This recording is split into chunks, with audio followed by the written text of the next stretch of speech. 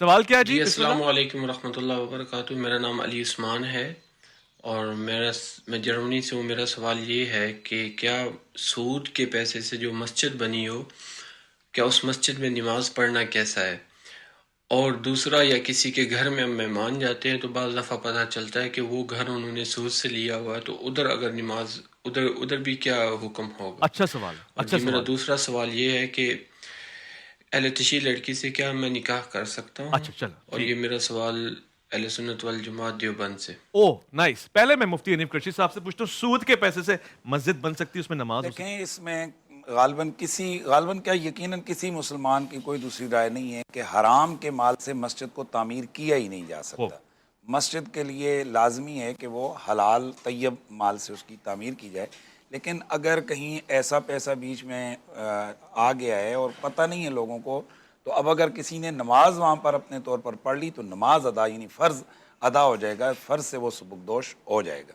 ٹھیک ہے. اور ایسے کسی کے گھر چلے جاتے ہیں، پتہ ہے کہ سود سے جی کماتے ہیں، نماز ادا ہو جائے گی، نماز ہو جائے گی. لیکن سودی سے بندہ دور ہی رہے تو بہتر ہے. بہت اچھے. مفتی فضل سبحان صاحب انہوں نے جو پوچھا ہے کہ ان کا نکاح کا ارادہ ہے کسی غیر اہل سنت سے، تو ہو جائے گی؟ دیکھیں بنیادی طور پہ جب آدمی کسی سے شادی کرتا ہے نا، تو اس میں ایک چیز تو یہ دیکھتا ہے کہ مال کے اعتبار سے، حسب کے اعتبار سے، دینداری کے اعتبار سے اور خوبصورتی کے اعتبار سے. اگر کوئی لڑکی بہت زیادہ بیمار اور کریٹیکل کنڈیشن میں ہو جسمانی طور پہ، تو کوئی اس سے شادی کرے گا؟ تو روحانی طور پر آپ کا جو اپنا عقیدہ ہے، آپ اس کے مطابق دیکھیں کہ وہ موحد ہو، اللہ کی توحید اور آقا کی رسالت، اہل بیت اطہار کی محبت، صحابہ کی عظمت، قرآن میں اس کے بارے میں تحریف کا عقیدہ نہ ہو، صحیح. بدع کا عقیدہ نہ ہو. یعنی جو احکامات ہمارے سامنے ہیں، اگر 100% آپ اس سے مطمئن ہیں تو نکاح کر سکتے ہیں. اس کو الگ سے ہم ناموں کے ساتھ جو ہے وہ امتیاز نہیں کر سکتے، وہ علماء سے فتویٰ لے لیجیے. واضح. بہت اچھے. شدی صاحب آپ بھی اس پہ رائے دے دیں جو سوال پوچھا گیا دوسرے پہلو سے، کہ کیا آپ اس طرف سے کرنے پہ، سنی لڑکے لڑکی کے ساتھ شادی کرنے پہ کیا رائے ہے؟ بسم اللہ الرحمن الرحیم.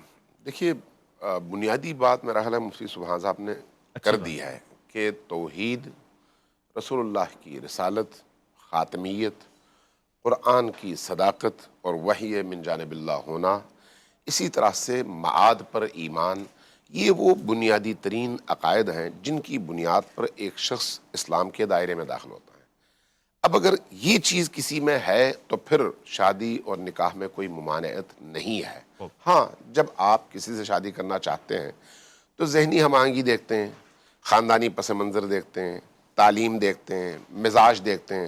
یہ دو بھائیوں کے گھروں میں بھی اختلاف اس طرح کا ہو سکتا ہے، اور اگر دو مختلف قبائل ہوں لیکن ان بچوں کے درمیان ہم آہنگی ہو تو وہ شادی چل سکتی ہے. لیکن دو بھائیوں کے گھروں میں اس طرح کا فکری اختلاف ہو تو یہ شادی نہیں چل سکتی. لہٰذا جو معیارات ہیں اس کے مطابق تو نکاح میں کوئی حرج نہیں ہے اور ہو سکتا ہے.